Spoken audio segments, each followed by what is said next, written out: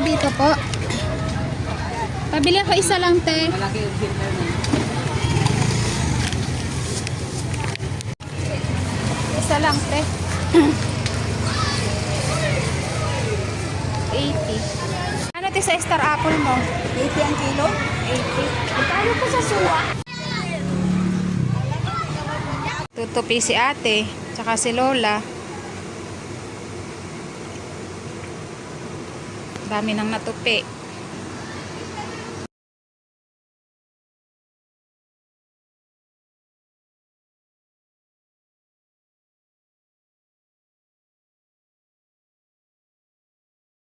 Okay, tapos nang magtupi ng damit si ate, mag-cellphone na. Kasi may pasok ka? Ate, may pasok ka bukas? Ito nga po palang isda ay lulutuin ko. Igigisa ko laan po at lalagyan ko ng mustasa. Ito po yung galing sa Infanta Quezon, sa Fishport, binili namin kahapon.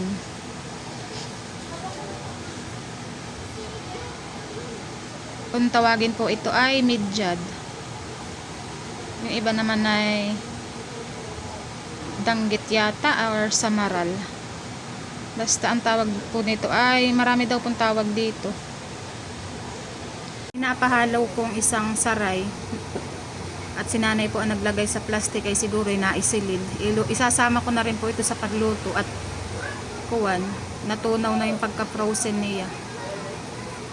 Ito na po pala yung aking panggisa.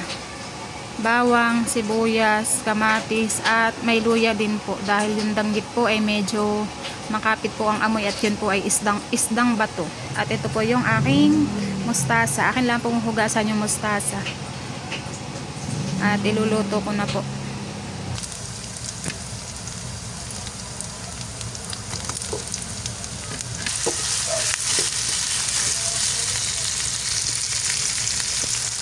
Lalagay ko na po yung isda.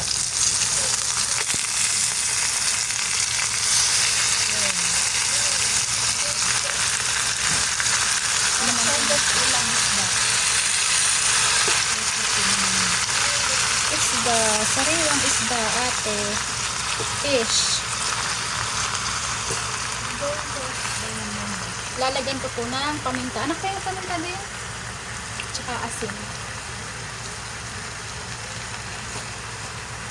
Masarap po yung patis kaso ay naubos na yung aming patis. Buksan mo na ate.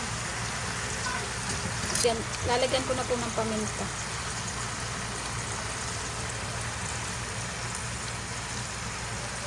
May siling green na baga ako anak diyan. Hugasan?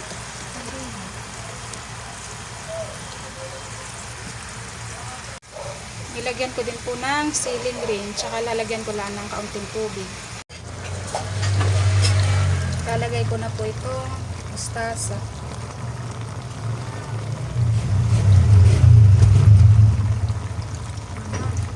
Okay pa itong ba? Oo. Kakain po si Teya ng mangga. Nilagyan ko ng kawan mustasa. Kakain na po si nanay at iinom ng gamot. Kakain na din po ako.